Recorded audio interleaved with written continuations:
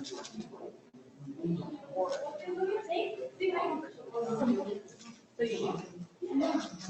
just have Did that other lady from yesterday?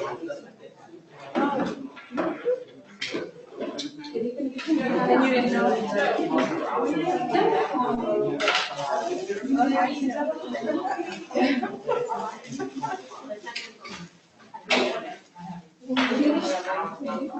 Yeah, you get to come.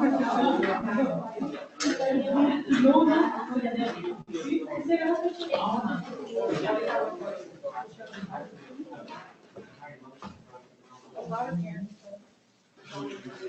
ever like even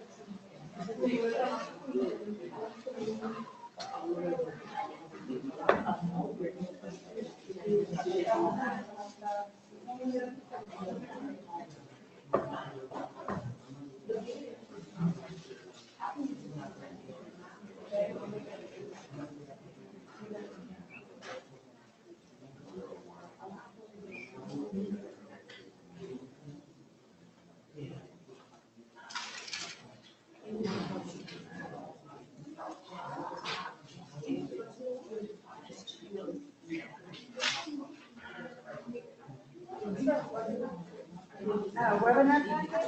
No, you know, because some of them are on the desk. I think some of the desks are three of them. Oh, so that'll be fine. It's kind of fun. Okay.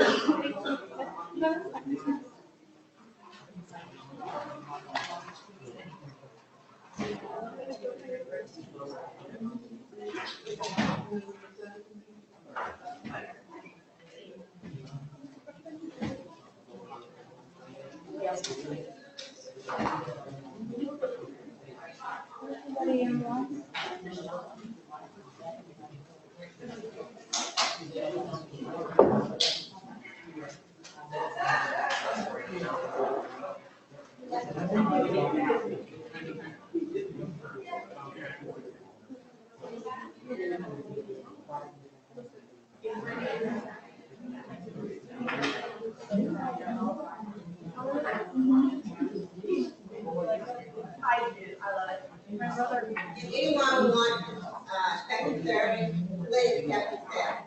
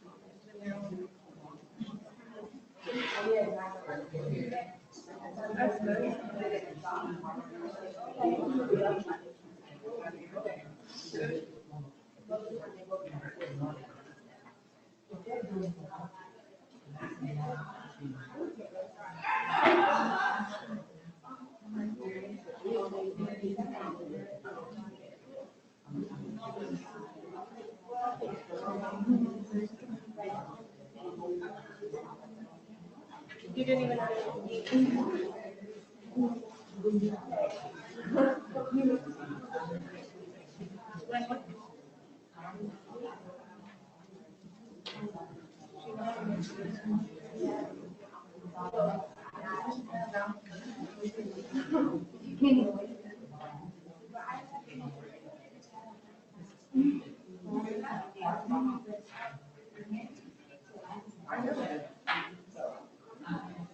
people voted for you. Yeah.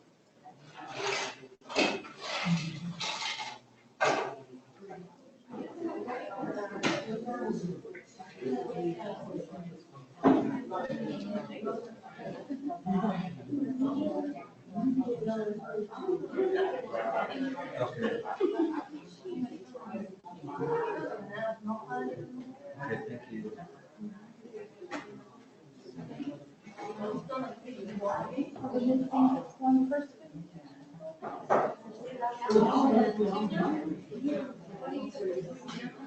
Anyone want lemon? Not lemon. Anyone lemon?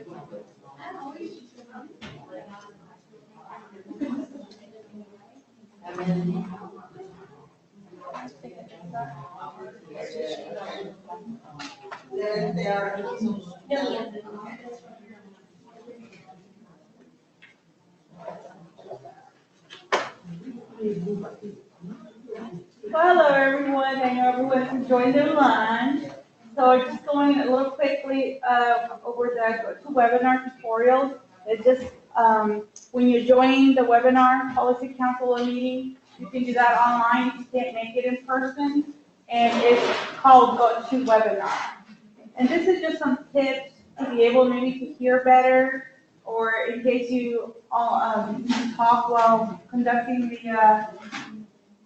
webinar, but there's also an option where you can type in your question and the person who's conducting or helping conduct the webinar will be able to read the question and speak it out loud to the person who's conducting that piece or information, and they can go ahead and answer the question as well. So you don't necessarily always have to speak on it, maybe just to hear. And this just kind of helps it reduce the background noise. Sometimes when you have them on speaker on your computer, you can hear, or you have a microphone piece, you can hear a lot of the background noise, and maybe you don't get a very good reception that way. So You can check and see what your audio is. I have, and I did print some of the GoToWebinar tutorials, and I did notice that we ran out of some copies, so if anyone wants me to email it, please give me your email address and I'll email it or mail it to you. That's fine, I can do that as well. And I have conducted some of the webinars before, so if you ever have a question, feel free to give me a call. Okay. Maybe I just need to be a little bit more basic, or maybe I missed something. Is there special software we need? Or how do we get, this seems to address after we have the connection. Well, this is just kind of let you know what you can do with a webinar. Like, for instance, when we're doing policy council next meeting, you would get the invitation that there is a policy council in such and such day. You will receive, if you give us the email, you'll receive an invitation to sign up for the webinar, just in case you're not able to attend in person. So you'll have the link to sign up for this webinar, and then it kind of conducts you through the processes just to log in or download the items that is needed. And this is kind of like a little bit of the troubleshooting, just in case you can't hear anything on your end. And you do have the option as well, which we'll cover a little bit here, of calling it in just in case you can't get connected or, you know, is being interrupted. You can always call it in and listen as well over the phone. So you can go ahead and check over your audio. Sometimes this can be a little bit on the bottom of your screen on your computer. You'll see there's a volume checkup. And sometimes we'll have that marked off or all the way down. If we just click on that and turn it up or on it so it's not off, then you'll be able to hear a little bit. And it kind of gives it an idea of where that is in the bottom. It's a little bit bigger on your screen. Now, you are right, because you will get an invitation first to sign in and to register for this webinar on such and such date. Once you register, you will receive a notice that you are registered for such and such meeting or policy council on this date at this time, and is confirmation that you did in fact register, and then you'll get a reminder that that's happening or coming up. So this is just kind of like a basic stuff that troubleshoot the audio. And now if you guys are ever trying to log in and having a problem, because you can come in, having trouble logging in or signing up for it, you guys can always give us a call, and then any of us can help you walk through the webinar as well. See if there's anything wrong with the site, or maybe there's something that we can, you know, walk you through signing in for the actual webinar. I also like to point out that you can go to your site facilitator. Yes, that's correct. Now, if you don't have a computer or you don't have internet or it's not working out really well where you are, you can always go to your site facilitator at your site, and they will go ahead and share the computer for the webinar as well. So he is right.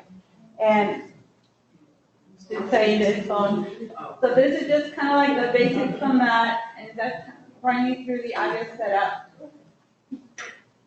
Now in here are the copies that I made. You had a phone number where you can call in case you don't have access to your computer, or you're just away from your house or the site facilitator, or anywhere you can call it in. Now that number changes and the webinar ID changes, but you get that information after you register on your email. You get the webinar phone number and ID to be able to log in, to listen on the phone. So now this is what it is. It's like if you can talk, or they're asking you, do you have a question? You type it in the box. You can ask the question in the box, and that's what I was saying earlier. You can type it in, and the person who's conducting the webinar or helping facilitate it will read it out loud, so that can be answered or addressed. Sorry, I'm going to look that. Now, some of the points that I was making is sometimes it's best if you do have your microphone defaulted to muted, because that way all the background noise, let's say if you're home and you have all the kiddos, so now I have kids going crazy and my phone all over the place. So you definitely will hear a lot of that. So the mute button is great just because it can hear that background noise. Yes, ma'am. Now, what time we normally have these meetings? Would it be during the day or would it be in the evening? It is usually during the day. It's kind of like the policy council meetings that you're having now, you know, the 9:30. So, the wireless connections can be sometimes consistent and you can try plug it into the internet. That also works like if you have a cell phone, you can actually download the app that is called GoToWebinar. Now, I wouldn't suggest you using that unless you have unlimited data, or you can hook up to the wireless, internet at home because it will use your data. But you also have access to the GoToWebinar, while mobile. And, remember, you can always ask a question in the question box, and then we'll read it out loud so it can be addressed. So to do that, you need to download an app. If you're on the phone, yes. It's an app that's called GoToWebinar. It doesn't cost anything to download it. And when you go to your computer and it helps you sign in, it tells you that you need to download this thing, and it puts up with a little app on your computer that you can just click in to be logged in when you have, if you want to attend a meeting online. So sometimes the computer can be off, but like I know mine is always on, so it needs a little bit reconnect, and something is not working, it just takes a little restart to get all those systems to start working again. So that may be helpful. So it does say that if you continue to have any technical difficulties, it's usually better if you do plug it in, to the wire, instead of being wireless. But like I said, sometimes just restarting the system helps out a little bit. And if you have any problems, you can always give us a call. Now, these are the numbers that I was saying changes. So you prefer to use your telephone, or you're going to be away from the internet, or you just want to listen in, you have the ability after you sign up for the webinar, you do get a confirmation.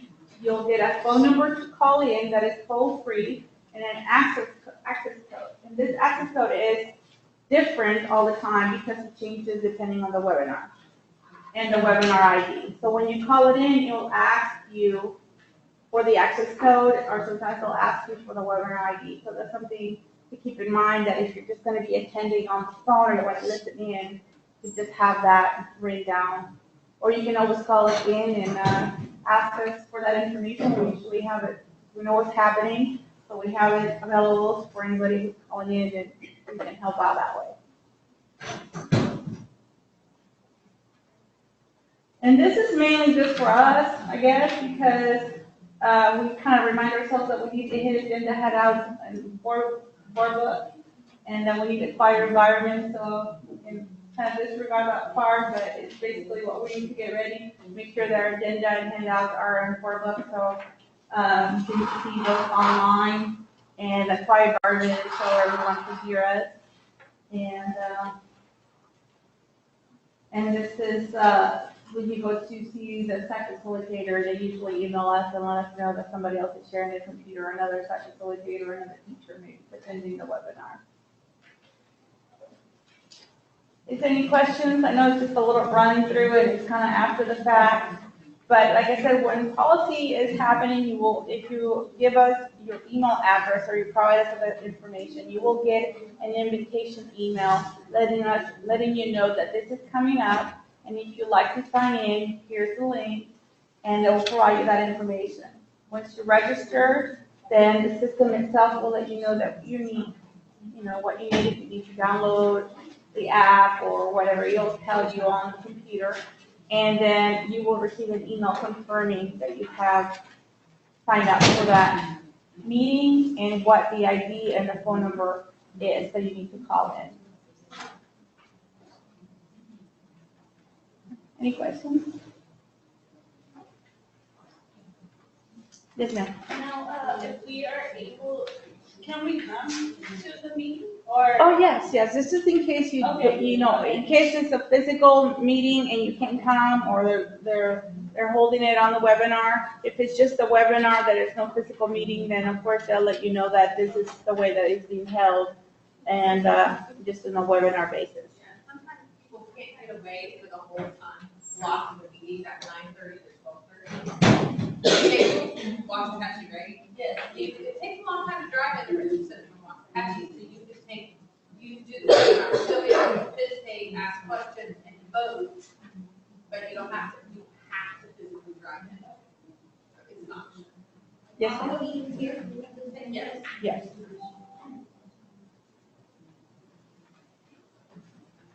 Can I give you this, my email? Oh, yes, most definitely. I have it.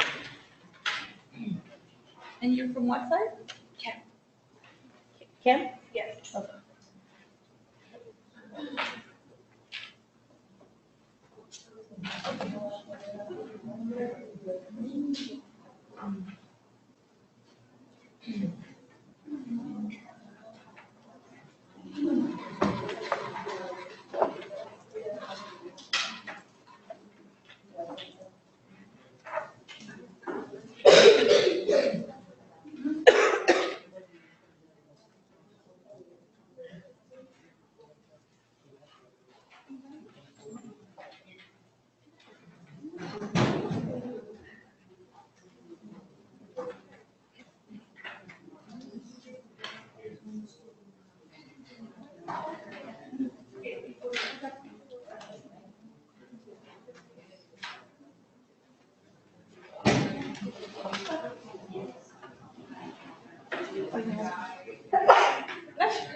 Thank you.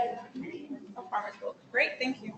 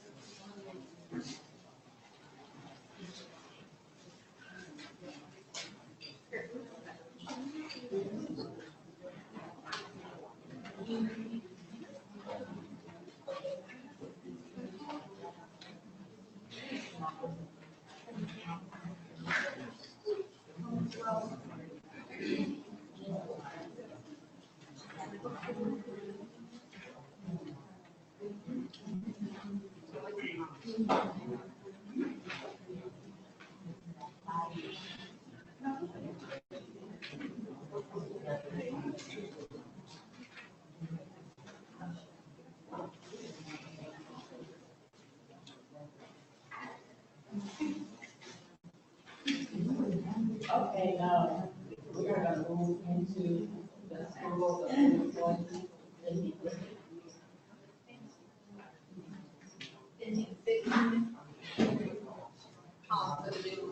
Oh, we're gonna move on to the next.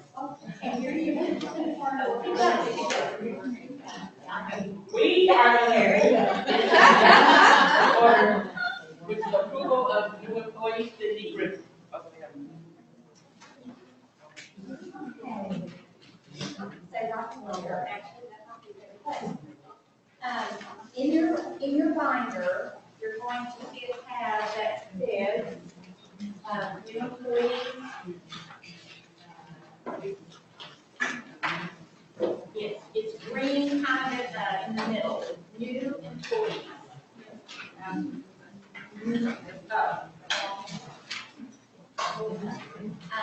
there's a group of blue pages, and behind that tab, you have to check them out. I'm gonna check mine out, so I can work through them.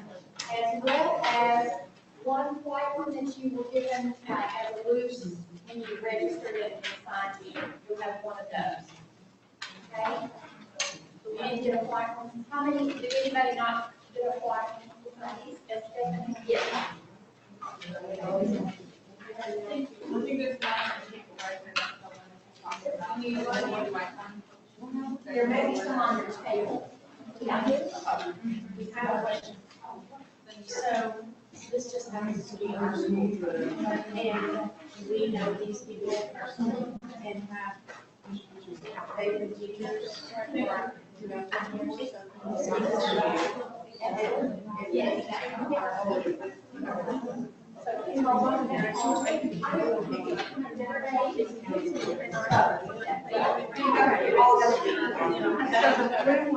The blue are different from the white one, but the white one came in late, so it didn't get into the binder, and it didn't turn to the paper. Okay. Then you got these. We're gonna start with the blue. The blue one. Okay? All right, and let me just give you a little bit of context. When Leslie was here just a little while ago, she was talking about the human resources piece of how teachers are hired, how staff is hired, and things like that. These blue sheets are going to be teachers and assistants and other staff, and we'll distinguish between who. And so Leslie kind of gave you a little bit of background with the Region 10 website that she pulled up on the screen.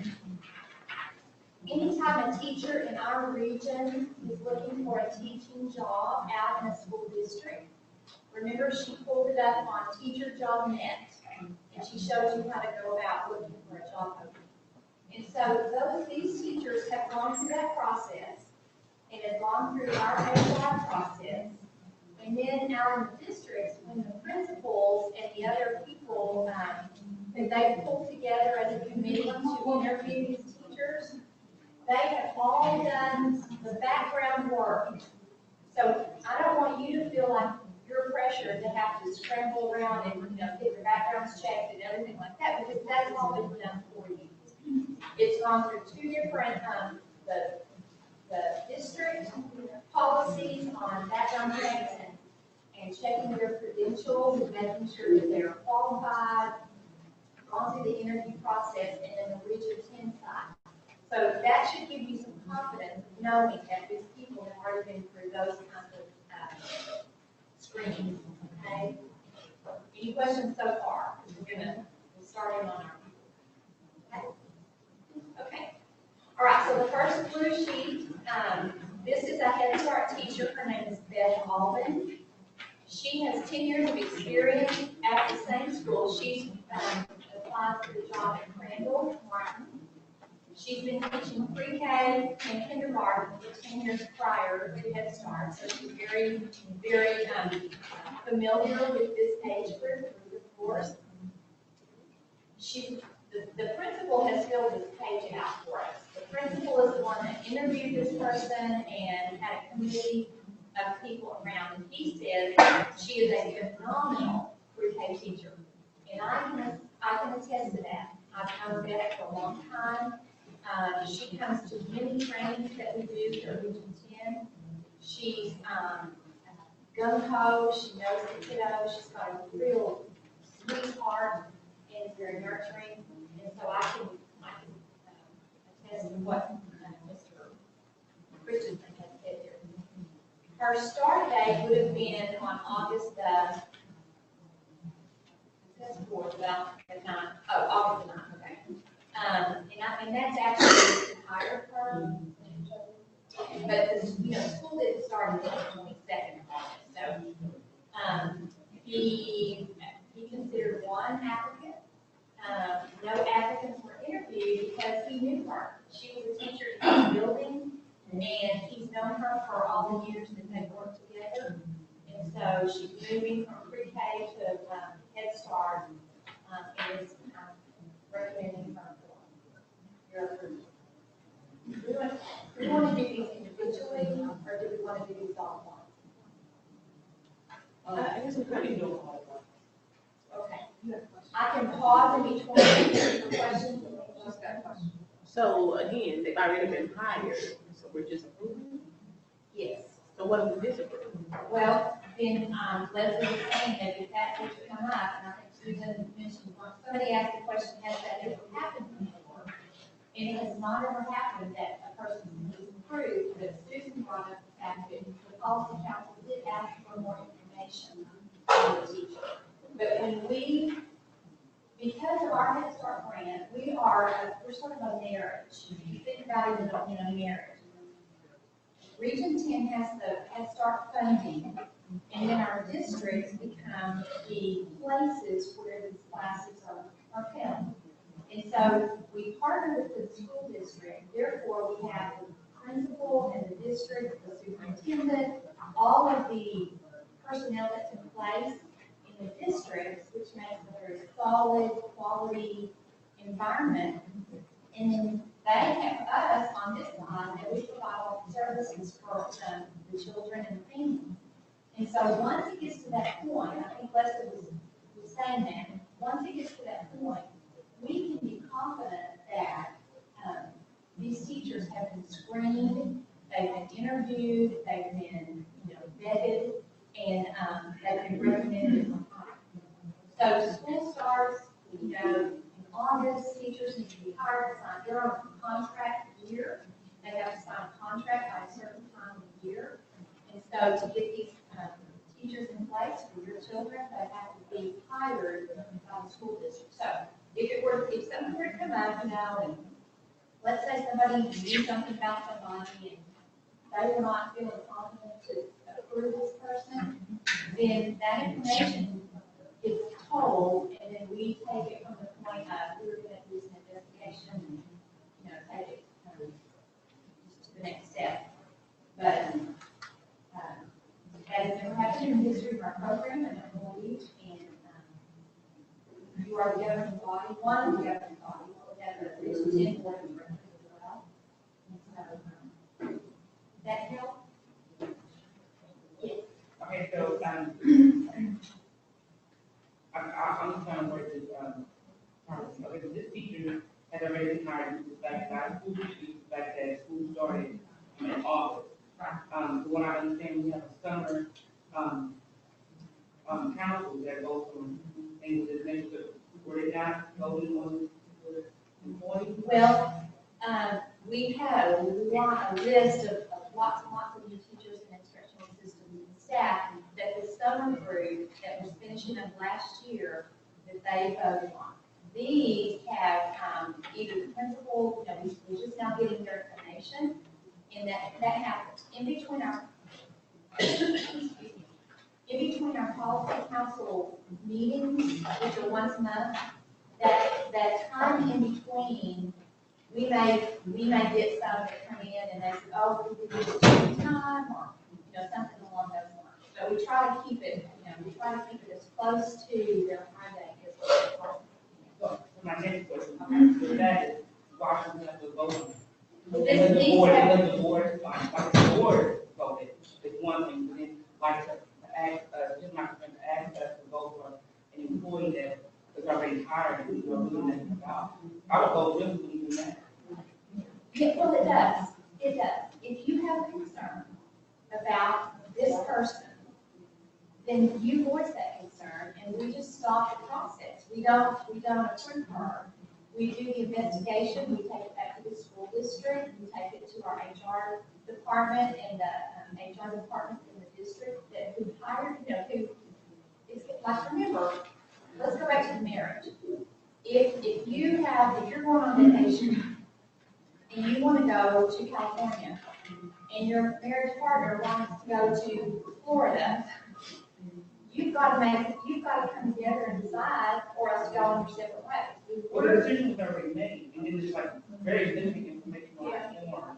If you're Let me try to address that a little bit. I came in the room a little bit late here, I apologize.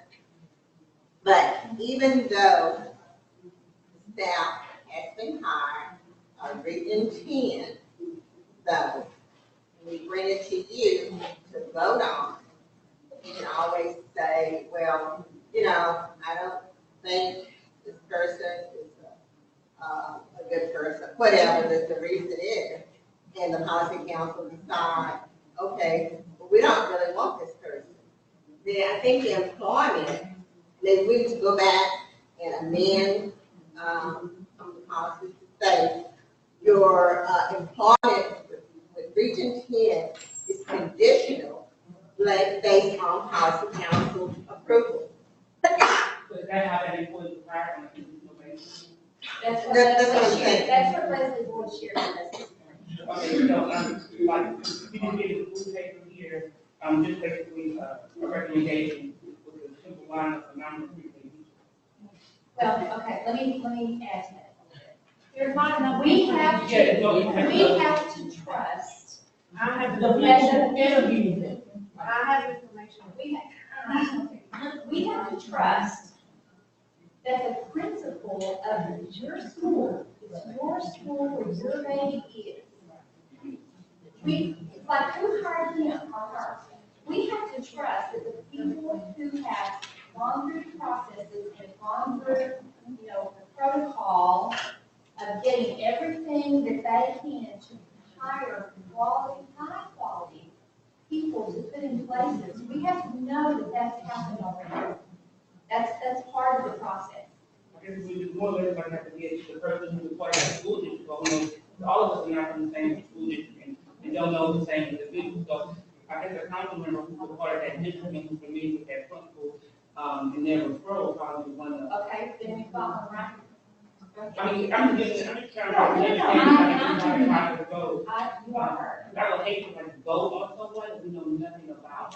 And then but at the same time, you put someone in place. We want to think about that individual. There are. But we just did that here. We all just voted on someone that we know nothing about. Exactly what I'm But saying. they're not working right. This is what I'm saying, like, I guess it's something like this. It's the new council, so we all trying to get to know each other. As well, but we're not working with each other's children individually. Okay, and second of all, we will have to depend on the person we will get to know here and how they feel about that particular individual. But like moving forward with these referrals, just be like young line, like phenomenal. I think you have a great point, we as a Region 10 health service staff can inform the principals that as they're filling these things out, this is what the policy council has noticed, and this is the desire that they know a little bit more about the teachers that are doing that. And we can certainly put that in our new protocol, is to say, put yourself in their shoes. They don't know these people from anybody, and they're our children's teacher, right? Or not our children's teacher, they're somebody else's child's teacher. Maybe it's not your resume or CV, just something that you can, maybe. Hold on just a second. I'm Go sorry. ahead, no Would you problem. ask that question again, so our director can address your question? Which particular question? Which question? The question about the Region 10 hiring process, I think the question was why we're approving staff who are already approved by Region 10 to work, and they've already started working. Exactly, because like, as an individual, as a human working in person, if you were hired somewhere, this is basically that, she's got a family, this is her income. So to hire her and then all of a sudden, what if we don't agree, just remove her out of that position, or put her on hold or what have you, would be, these kind of harsh in my opinion, you know what I'm saying? When they are hired without, a council approval. Will they have a certain document understanding this is a conditional hire based on approval? I would want that employee to be aware that because this employee is already hired, we come in and vote. It makes you push you in a bad position, like, as a human being, well, I don't want to remove her, it's pressure, I don't want to remove her from her job. And then to ask us to vote for a person that we have limited information on, and I do understand it's a marriage, and the board does vote, but if the board is going to vote, we shouldn't have to vote. Especially during the summertime, they have to hire the teachers by the time school starts. Unless the council, the 5 people are going to put in place in these kind of situations, and moving forward, the council is obligated to hire someone to intervene in someone's livelihood. None of their teachers, they individuals as well. There's a pressure there to say, okay, I have to approve her now, she's working. He has bills, you wouldn't want to do that. Let me ask this question. Did you talk about the HR hiring process? Okay. couple of things. This partnership, one of the things that makes it such a great partnership is that it's in your ISDs. So these are in your school districts, and the teachers and instructional assistants are school district employees, and we partner. We wrap Head Start services around those classes. And one of the reasons we bring HR in for you to hear what the hiring process is like, so that you can feel confident of all the vetting that goes on before someone's hired. That school districts do the same thing, you know, our process kind of mirrors what school districts do as well.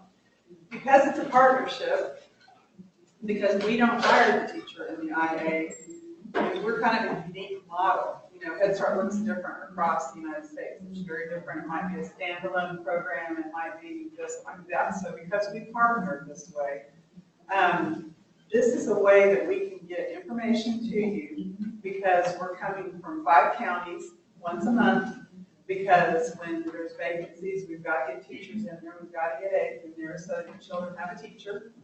And you mentioned the summer, same thing. In the summertime, a lot of hiring goes on for a place there. And so we don't want to stop that process, because that means then your children have a substitute in the classroom, while this could potentially go on for 2 months by the time we can meet and do this. So this has kind of been our process so that we can facilitate that.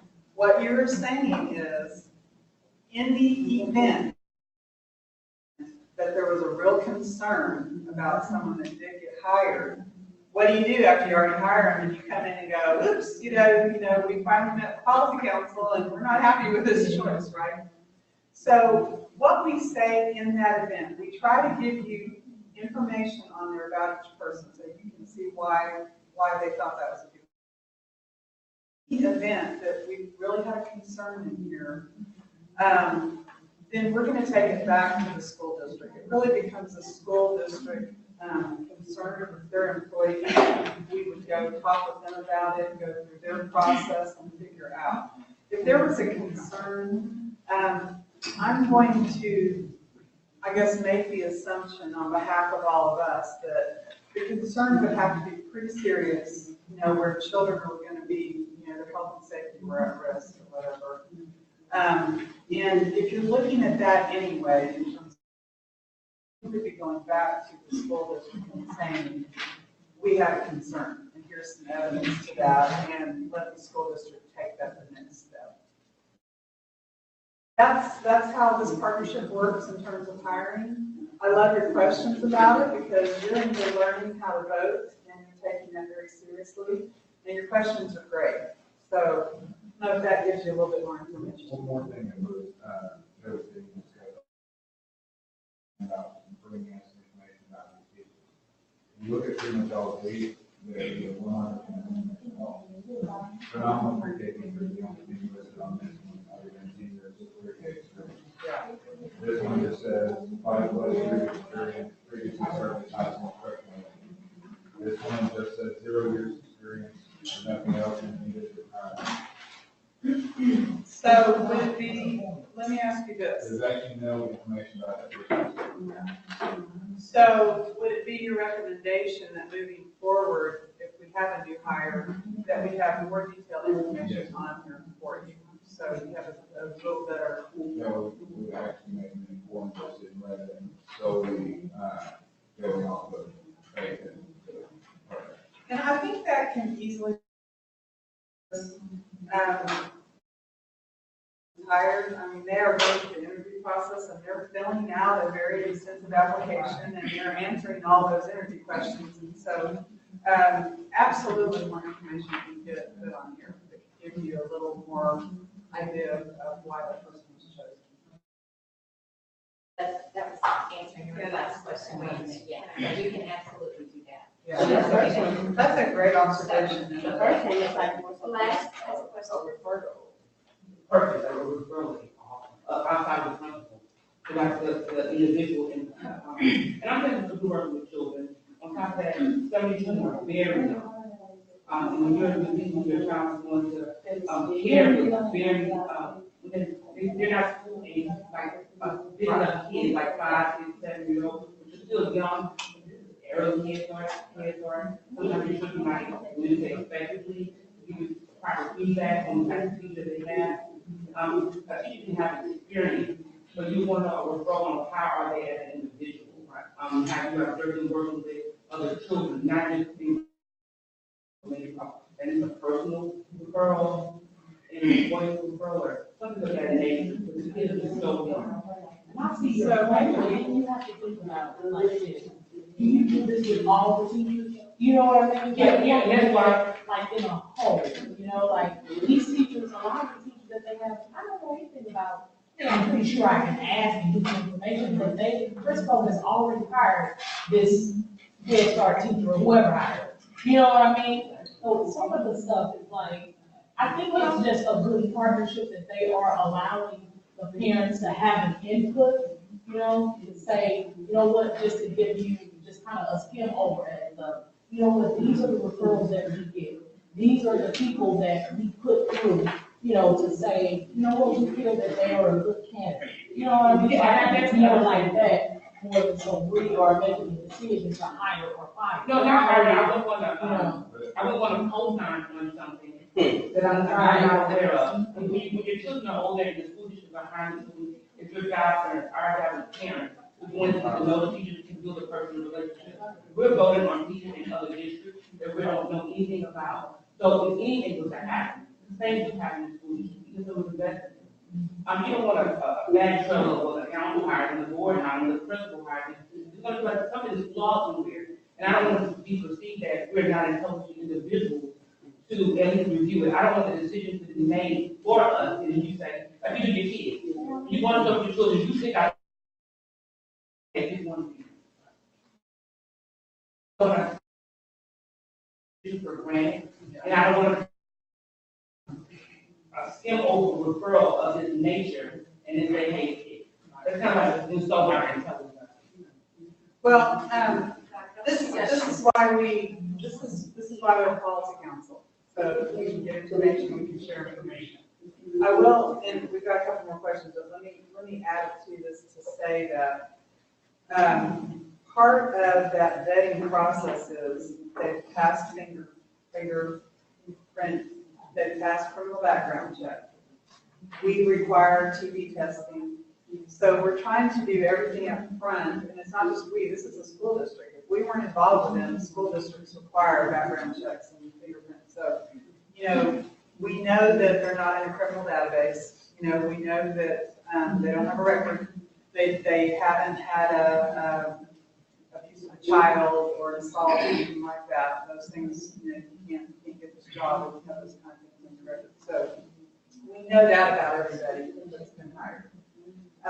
We can definitely get more information on these forms to give you a better picture of the whys of why someone got chosen. Because that's what it comes down to. I tell you, when someone gets interviewed for the job, and there's 2 people or 5 people or 10 people interviewing for that job, they are picking that person that they may not have the most early childhood experience, but they have the most passion for children. They have they've got their own kids and they've had a lot of, they're looking for those people that are passionate, that are going to care about kids and are interested in education and in children. So there was a question over here, I think. Yes. Pues, yo nada más lo único que a veces uno no conoce, como dice la maestra, pero a veces, por ejemplo, ellas van y visitan los salones de clase y entonces ellas pueden darse cuenta, o sea, de la manera como las maestras tratan a los niños, ¿verdad? Y ahí porque muchas no tienen esa tratar a los niños, ¿verdad? Que ya están la oportunidad de decir,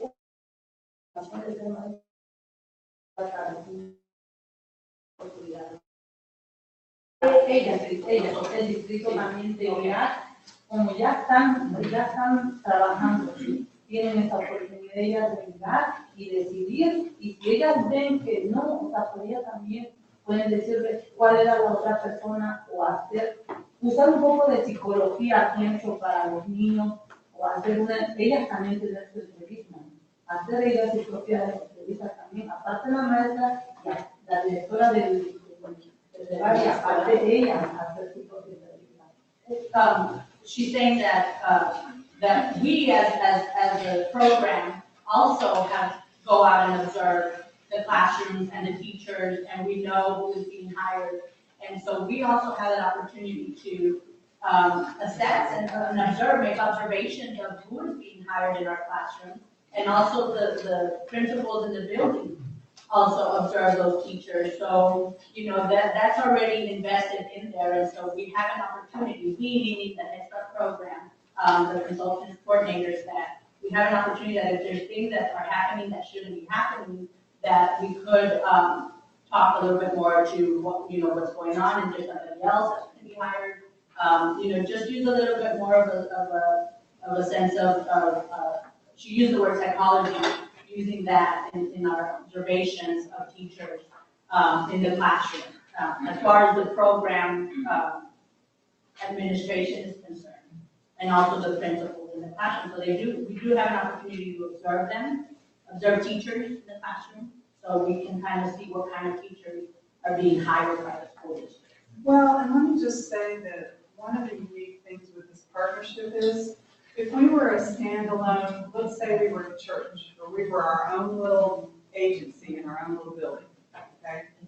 But we partner with school districts, so it's the school district's building. Your children are now in the school district. They are pre-K children in your school district.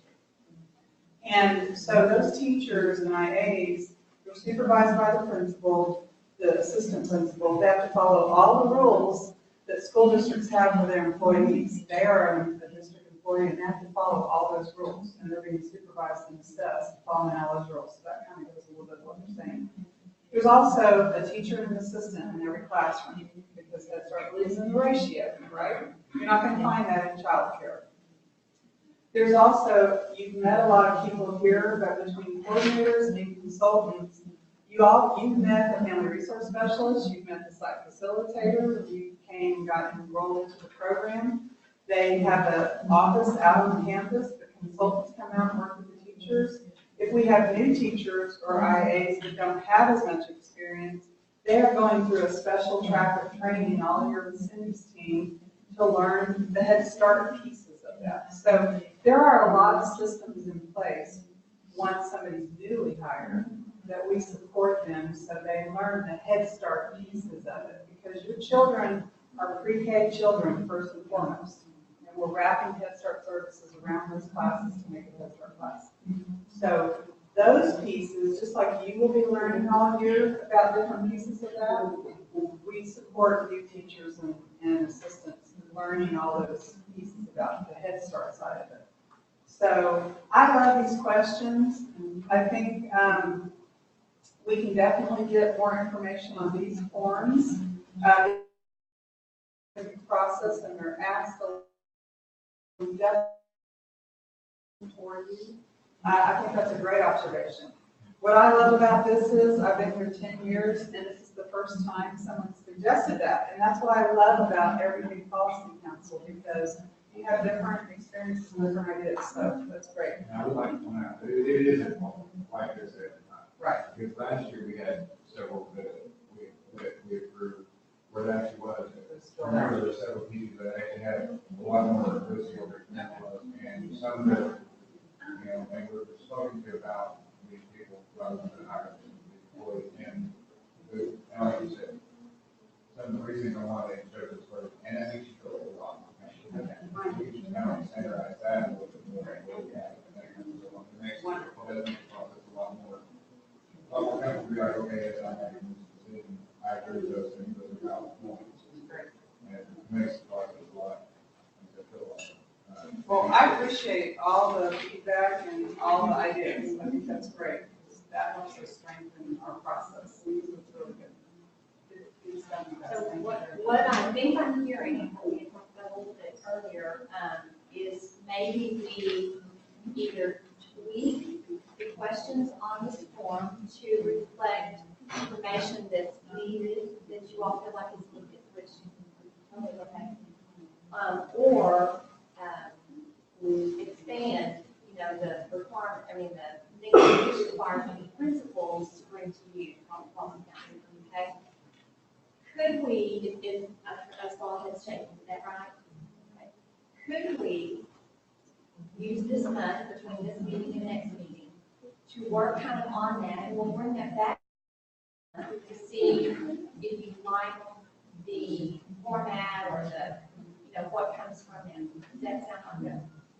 I may be doing this out of order, I don't know. And to your credit, you're never gonna change this guy. He was a one-liner, he's probably, you know, this is August 15th, he's filling this out. It's 6 days after this person's hired, he's got a pile of papers to type. So he's just trying to get through this stuff, you know? And so we're never, ever gonna get to that principle who's doing this. So I think we just gotta have. Or even just replace it, then it, you know. Right. Would you like Two to? words, that would be helpful. We can, okay, We'll, yeah. Like something like your own word, why so this person. Yes. Right. Yes. Hi, actually, these are all teachers from, Crystal, and before school started, we had, in-home visits, and, then I actually know, last year with me. So I think would be a good idea if, us as parents, if we know the teachers, kind of just talk to the council about them, but we know what we have observed, how they treat children, so I think that would make everybody a little bit more comfortable. Well, and that's what these ladies right here, they also know Calvin, and they're like chomping at the bit to talk about her as well. So I think everybody. so do we want to vote for the teachers now, or do we want to wait till next month when they give us more information? What if we just, the board make a decision, let you all able to do this? You want to hear from the ones who know some of these teachers and vote on them, and then the next group that we don't have much information on, just table those until next month? I think as a group, we should go into each district of the teacher, and if the parents know the teacher, we should get the ones that, the representatives in the district. The principal, he is a one-liner principal, just, you know.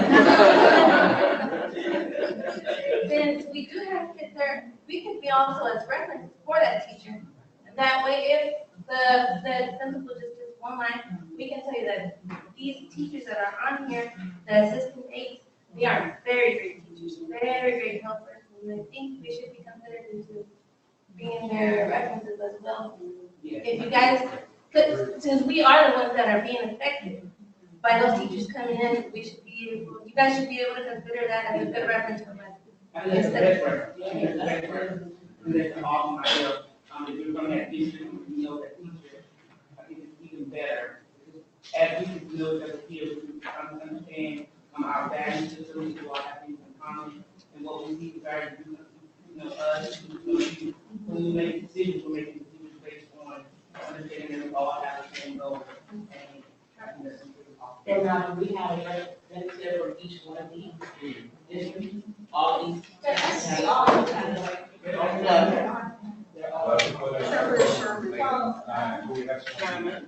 Well, actually, the first, Alvin, Johnson, and Cutler. And I do know them personally. This year is the third year that Ms. Alvin has taught my children. And my son that is in her class now, this is his second year. He had her in pre-K last year. And so, we're very close to Ms. Alvin. She's a grandmother. And she is one that you will walk by her class and see her rocking the babies in the chair. My child that has her has cerebral palsy.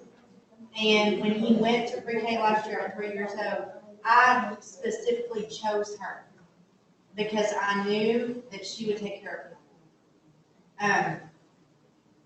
She's amazing. Like there's no other, like I'm tearing up thinking about her, but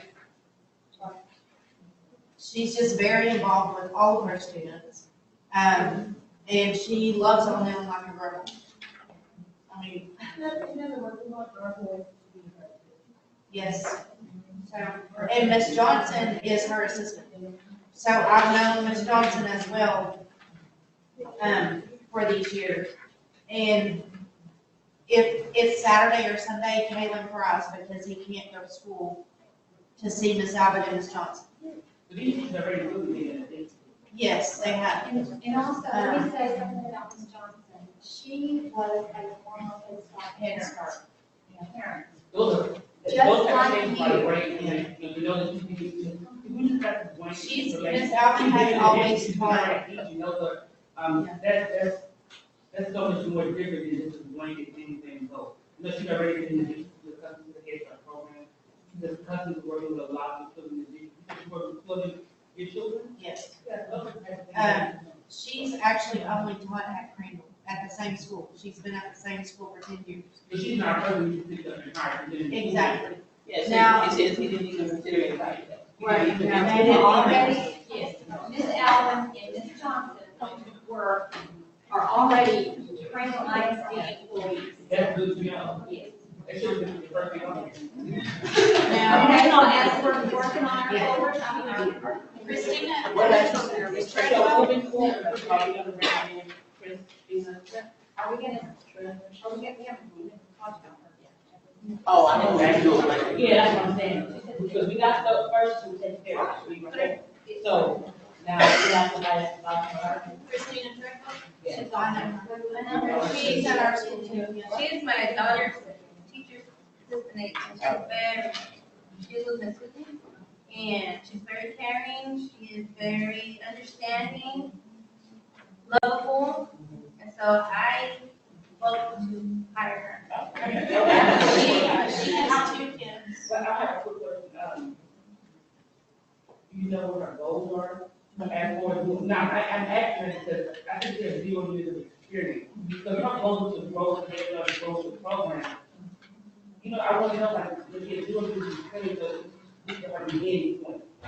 So like, is this a job for her, or just want to move forward and learn more and that's all? I think she's been involved. I don't know her personal life, but I believe her goal is that, she's a parent as well, her kids attend the school, so her goal is our goal, to be involved with her kids, I believe. I think that her son, her oldest son was in Head Start last year himself, and he's now in kindergarten. He's also has a disability, so she has her own personal experience, you know, working with children that are disabled or, you know, things like that. She does have 2 children of her own. And she loves kids. This woman is like, she tries to carry my 3-year-old around, and I'm like, no, he's not a baby, he's little, but, you know, put him down, because I also have that teacher. I have 2 kids, one in each of the classes, so.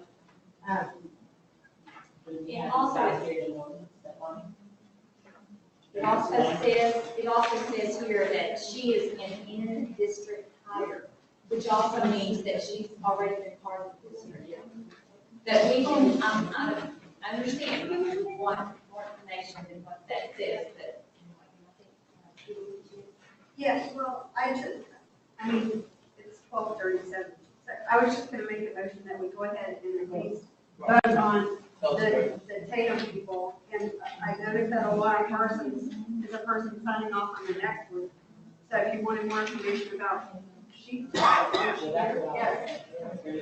So, I mean, I said, and Ms. Casone is the next one. So what's the first? I'd like to make a motion that we go ahead and vote on all of them. If we need more information about the other 2.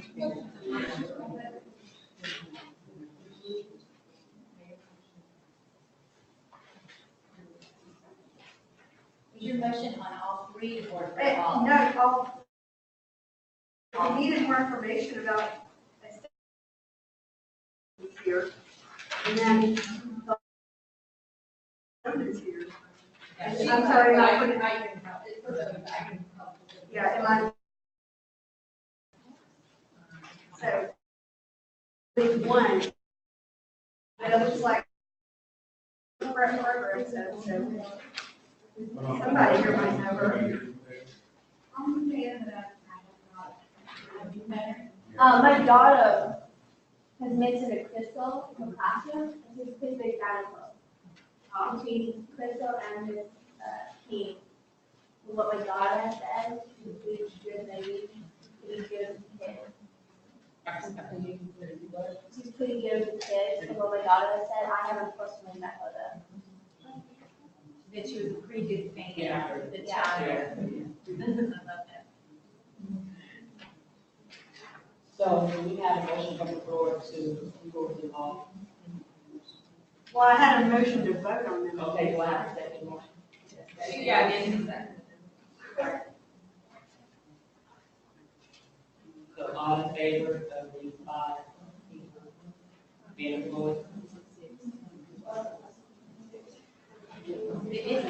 Well, there's 6, because of the white coffee, there was kind of not the blue. Oh. I don't know if you want to say, do all 6 or not.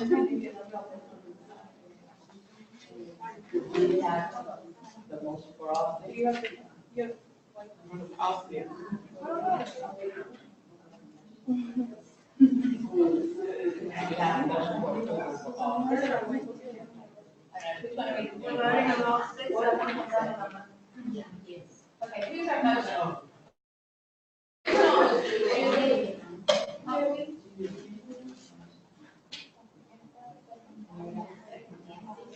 How many are in favor? I'm sorry.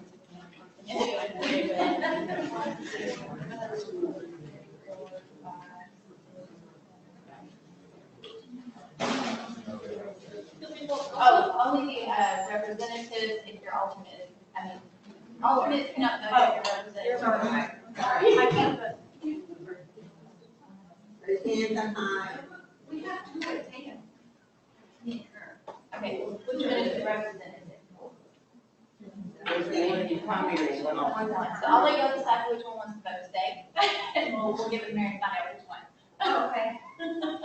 Do we vote as well, or just, are you a rep or an alt? Oh, we don't know. The rep. Yes, officers do vote. As long as you're the representative, if you're if you're.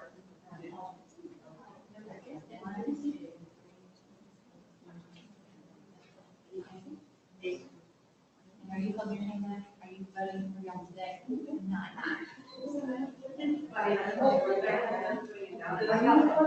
Okay, raise your hands for all 6 of the employees, one more time. Yeah.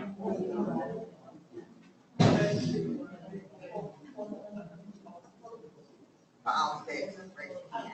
They're remote. Yeah.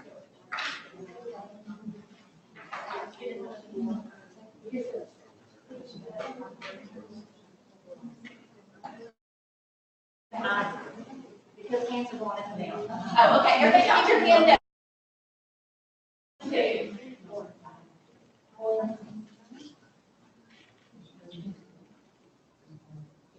I got 11, got 2 more.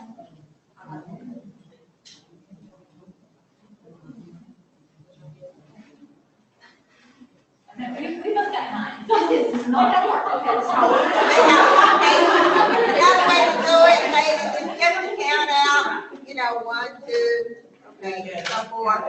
You start.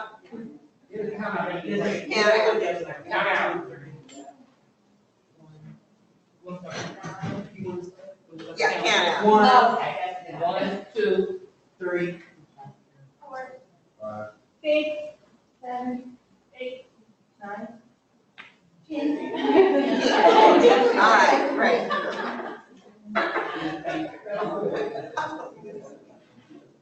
We voted as a.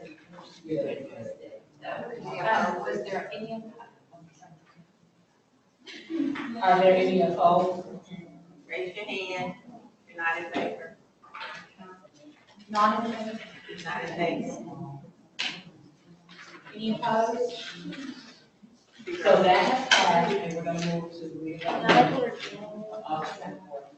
Madam Chairperson, if I may suggest here, since we're kind of running out of time, only about 15 minutes, and we want to be respectful of your time, because we did say we would dismiss at 1 o'clock. If we just read the minutes, approve the minutes, and then end the meeting. And then with the other items on the agenda, we'll pick that up at the next meeting. That's separate.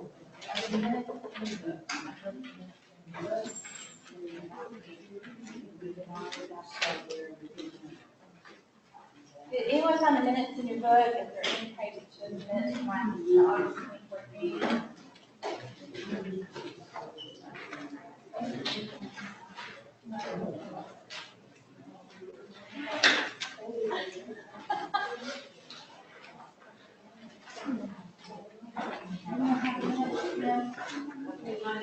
Liz, I don't think you have the minutes.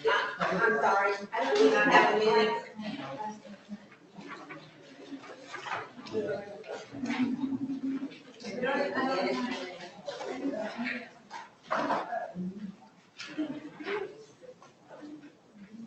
Then what I suggest.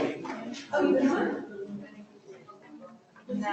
That's the next week. Okay. The next time that we. Madam Chairperson.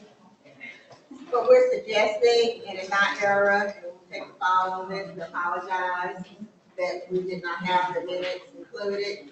We put the approval, the reading and the approval of those minutes until the next meeting, and then you'll have 2 sets of minutes to read and approve at that time. If that's acceptable.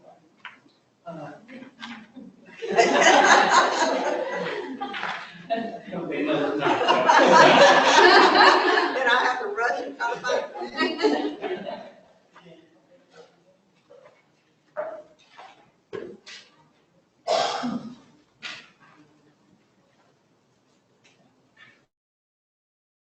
Adjourn now.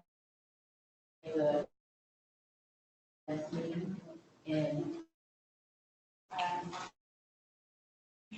October 19th.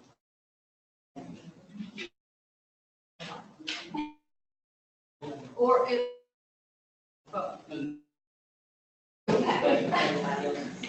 Have not. Anyone can come here, yes, anyone can come here, or you may watch it on the web. They have their own.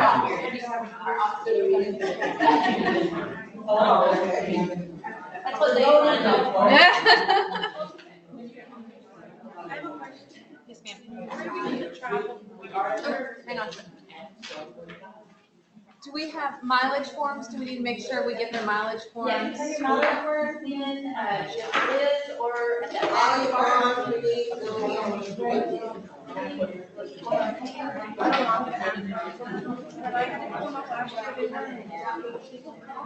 Yeah, we know, like, how many miles.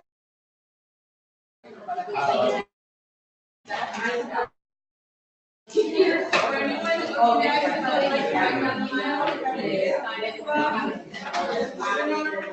you.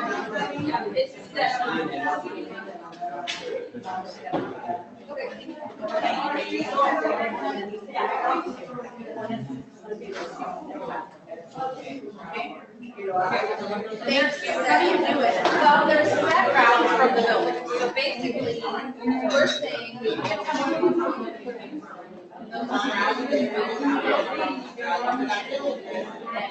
However many miles it takes to get from the building here. So my building is like further out.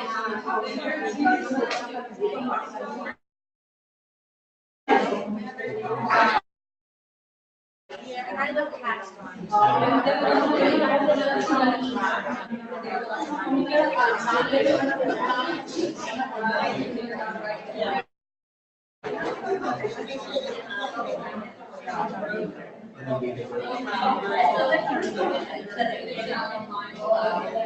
Departamento de los pagos, departamento de pagos,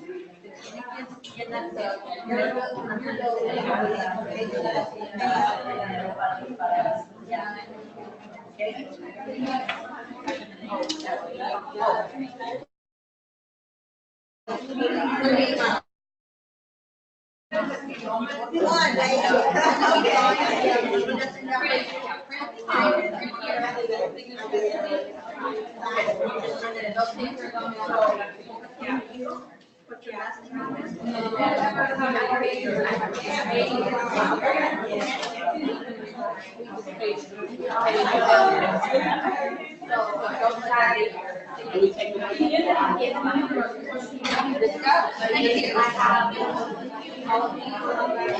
That is,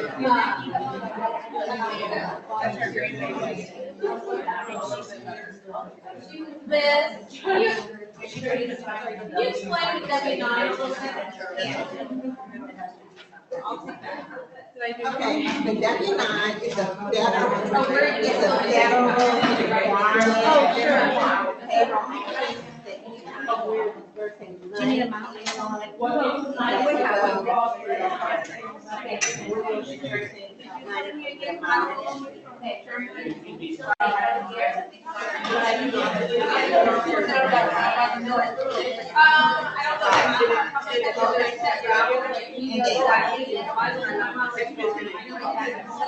So you're not at the drawings?